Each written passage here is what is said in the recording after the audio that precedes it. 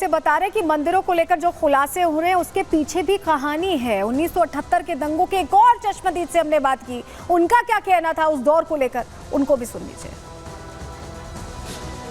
मैंने आपको बताया पलायन का कारण ये था कि मैं सन 78 में हातिम सराय में रहता था, तो दिन में ही पिता पुत्र साइकिल पर जा रहे थे, तो पुत्र को वहां पर जो एक पान की दुकान थी, शायद चुन्ना या चुन्ना नाम था उसका, उसकी दुकान के सामने साइकिल पे से लड़के को खींच करके और खत्म कर दिया। और उसकी डेड बॉडी, वहां से 2-3 रास्ते जाते हैं, एक रास्ता हकीम रईस की तरफ जाता है, एक रास्ता किले में जाता है। उसकी डेड बॉडी भी मुझे जहाँ तक ध्यान आ रहा है 1 या 2 दिन बाद मिली, बोरे में बंद। हिंदुओं के साथ ऐसा कहा जाता है कि जो बहू बेटियां थी उनके साथ भी अत्याचार हुआ, हिंदुओं के साथ भी अत्याचार हुआ, किस तरीके का? नहीं हुआ, ये हुआ फड़ में। मैं इस जगह की बात तो नहीं कहूंगा क्योंकि न मैंने सुना न मैंने देखा, लेकिन फड़ में जरूर ऐसा हुआ कि वहाँ महिलाएं जो थी उनके पैर की पाजेब, हमको क्या बोलते हैं इंग्लिश में मैं नहीं कह सकता, उनकी पैर की पाजेब जली हुई मिली वहाँ। और ये फड़ कांड को झुटला नहीं सकता।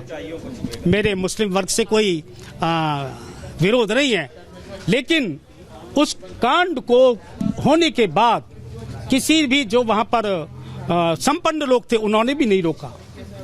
ये बताते हैं कि ट्रैक्टर की ठोकर मार करके, ट्रैक्टर की टक्कर मार करके फाटक तोड़ दिया। और वहाँ जो कम से कम मेरे ख्याल से कुछ नहीं होगा, एक 50-100 कुंटल लकड़ी का ढेर होगा। उस ढेर में लोगों की डेड बॉडियां, जैसा सुनते हैं मैंने नहीं देखा। एक मामा जी हुआ करते थे बनवारी लाल, बुराड़ी लाल एंड कंपनी, बुराड़ी लाल फड़ का कहलाता था, बुराड़ी लाल एंड कंपनी। ऐसा बताते हैं उनकी टांगे चीर करके एक टांग इधर और एक टांग उधर उस लकड़ी के ढेर पर डाल दी। वहां जो लोग थे जिनको हम मस्जिद कहते हैं, अगर वो चाहते तो उस कांड को रोक सकते थे। और हमारी सहयोगी अनामिका सिंघाली सीधे हमारे साथ जुड़ रही हैं, उनका रुख कर लेते हैं। अनामिका, ये जो सच्चाई सामने आई, जो कल सदन के अंदर ये कहा भी योगी आदित्यनाथ ने कि संभल ने बहुत दर्द देखा है, संभल जब स्थिति में आया है तो उसके पीछे बहुत सारे पहलू हैं जिसको लेकर सोचना होगा और जिससे बोलने से विपक्ष गुरेज करता है, लेकिन सदन के अंदर भी रखा गया और आज हम प्रहार में भी एक एक पन्ना पढ़कर बता रहे हैं। बिल्कुल, देखिए अगर इतिहास के पन्ने पलटे तो अत्याचार की बहुत सारी कहानियां, बहुत सारे किस्से जो यहाँ के स्थानीय लोग हैं वो आपको सुनाएंगे, बताएंगे। लेकिन आज जो हालात बदले हैं, जरा तस्वीर ये भी देख लीजिए कि जिस मंदिर को कहा जाता था कि एक वक्त पे ऐसा भी वक्त था जब यहाँ पे पुजारी भी डर के मारे आती नहीं थे दिया जलाने के लिए, आज यहाँ पे सोमनाथ से एक महिला आई हुई है। ये महिला जो है ये सोमनाथ से जल लेकर के आई हुई है, स्पेशली रुद्राभिषेक करने के लिए। इसके अलावा देखिए यहाँ पर कल्की धाम से खास तौर पर लोग आए हुए हैं जो यहाँ पर महाआरती करने जा रही है। यहाँ पे महाआरती को लेकर तैयारी चल रही है। इसी के साथ साथ आप लोग कहां से आए हुए हैं? मैं कल्की धाम से आया हूं, जो भगवान श्री कल्की का मंदिर बन रहा है और परम पूज्य गुरुदेव श्री कल्की पीठाधीश्वर आचार्य प्रमोद कृष्णम जी का संकल्प है कि भगवान विष्णु का दशम अवतार जो संभल में होना है और भगवान का वहां आने से पहले उनका भव्य मंदिर का निर्माण हो। तो मैं उसी कल्की धाम की भूमि से आया हूँ, जिस कल्की धाम का शिलान्यास देश के यशस्वी प्रधानमंत्री आदरणीय श्री नरेंद्र मोदी जी ने 19 फरवरी को किया था। आरती करने के लिए? हाँ, हम महाआरती करने के लिए आए हैं श्री कल्की धाम से, पूज्य गुरुदेव के आशीर्वाद से। और अभी हनुमान जी का दर्शन करेंगे और बहुत सौभाग्य है कि योगी जी की सरकार में और मोदी जी की सरकार में भगवान के मंदिर जो सालों से बंद पड़े थे, जो जिसे देख के हमारी अंदर आत्मा तड़प रही थी, रो रहे थे हम, वो आज हमारे सम्मुख है, हम उनका दर्शन कर सकते हैं। तो यहाँ पे महाआरती को लेकर तैयारी चल रही है। तो वही देखिए, इस तरफ देखिए आप, यहाँ पर रामायण का पाठ चल रहा है और जो महिलाएं हैं यहाँ पे दूर दूर से आई हुई हैं। और यहाँ पर देखिए बाकायदे भगवान के मंदिर के बिल्कुल बगल में रामायण का पाठ किया जा रहा है। और जिनको भी मर्जी हो, जो भी आके यहाँ पर बैठना चाहे वो यहाँ पर आकर के बैठ सकते हैं, रामायण पाठ में शामिल हो सकते हैं। चाहे महिलाएं हो, चाहे बुजुर्ग हो, चाहे वो नौजवान हो, सभी इस पूजा में शामिल हो सकते हैं। कहाँ से आई आप? कोर्ट से, मस्जिद के पास, जामा मस्जिद से।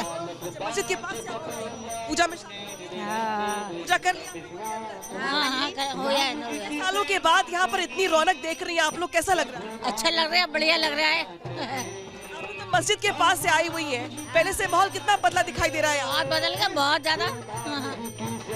आए हैं। माहौल बदला है, लेकिन ये माहौल बहुत वक्त बाद बदला है, बहुत सारे दंगों के दंश झेलने के बाद बदला है। बहुत शुक्रिया आपका नामिका जुड़ने के लिए और जानकारियां देने के लिए। तो यहाँ जो हिंदू दंगे भड़के वो 78 तक ही सीमित नहीं रहे, बार बार हुए, 1980 में भी हुए, 1992 में भी हुए, और उस दौरान भी यही हुआ कि हिंदुओं को बाकायदा टारगेट किया गया, जिसकी वजह से उन्हें संभल छोड़ना पड़ा। ऐसे में यहाँ हिंदू आबादी कैसे घट गई ये भी जरा आप समझिए, क्योंकि हिंदू बहुत तेजी से घटे। अगर 1947 की हम बात करें तो 55% उस वक्त मुसलमान थे, ज्यादा ही थे, हिंदू 45% थे, लेकिन ये फर्क कितना था?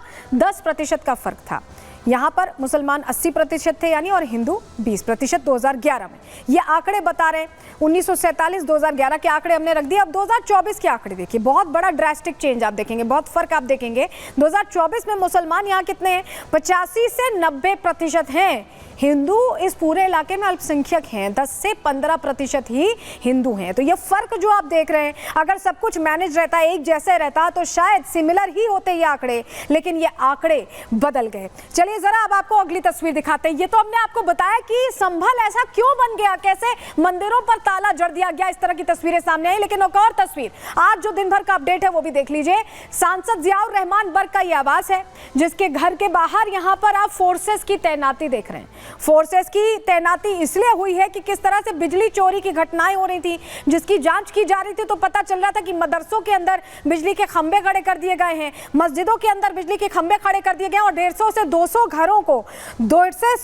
घरों को यहाँ पर बाकायदा बिजली दी जा रही थी, बिजली सप्लाई उन जगहों से चल रही थी। खुलासा होने के बाद कार्रवाई हुई है, और कार्रवाई के बाद अतिक्रमण का भी पता चलता है, और उसको लेकर देखिए जो बर्क परिवार है वो टेंशन में दिखाई दे रहा है। ममलूकुर रहमान बर्क ये कह रहे हैं कि ये ठीक नहीं है, सुनिए जरा उनको।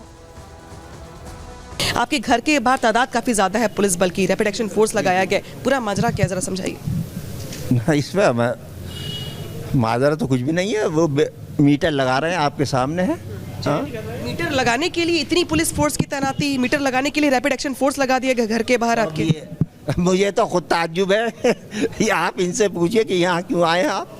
नोटिस 2 बार मिल चुका है ऑलरेडी, आप लोगों को कहा जा रहा है चीज का अवैध कब्जे को लेकर के, अवैध निर्माण को लेकर के कहा जा रहा है कि नोटिस मिल चुका है। 2 नोटिस दिए गए हैं, बिजली को लेकर भी नोटिस दिया गया है, बिजली बिल को लेकर नोटिस, ना बिजली का कोई नोटिस, कनेक्शन को लेकर नोटिस, ना कोई कनेक्शन नोटिस ना दिया। आज सिर्फ मीटर चेंज किया जा रहा है। मीटर चेंज हो रहा। तो बिजली चोरी पर एक्शन हुआ तो टेंशन हो गई, मंदिर के कपाट खोल दिए गए तो टेंशन हो गई। ऐसा लग रहा है कि बर्क परिवार को इस इलाके में जिस तरह से हिंदुओं का सनातन के प्रति अलग जगती दिखाई दे रही है, उससे टेंशन भी होती दिखाई दे रही है। यहाँ रुक रहे प्रहार में छोटे से ब्रेक ले, जल